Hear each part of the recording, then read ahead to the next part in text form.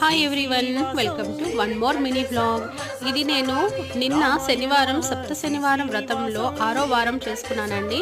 నిన్న పొద్దున్నే చేసుకుందాం అనుకున్నాను, కానీ ముందు రోజు పౌర్ణమి వల్ల దేవుడి దగ్గర ఇంట్లో మొత్తం అలంకారం చేసుకున్నాను కదా, డెకరేట్ చేసుకున్నాను. అవన్నీ క్లీన్ చేసి భగవాన్ రూమ్ క్లీన్ చేసేటప్పటికి నాకు చాలా టైం పట్టేసిందండి. ఇంకెందుకులే ఈ టైంలో వ్రతం చేద్దాం అనేసి పొద్దున్న దీపం పెట్టుకొని స్వామివారి దండం పెట్టుకొని డే అంతా ఫాస్టింగ్ ఉండి ఈవినింగ్ ఇలా పూజ చేసుకున్నానండి.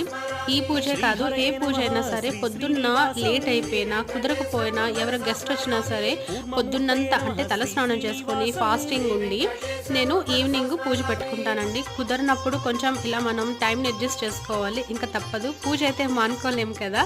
సో ఈ విధంగా అయితే నేను చేసుకున్నాను. నా సప్త శనివారం వ్రతం ఈసారి కార్తీక మాసంలోనే అయిపోతుందండి. మనసుకు చాలా మంచిగా అనిపిస్తుంది. మీలో ఎంతమంది ఈ వ్రతం స్టార్ట్ చేశారని నాకు కామెంట్ చేసి చెప్పండి.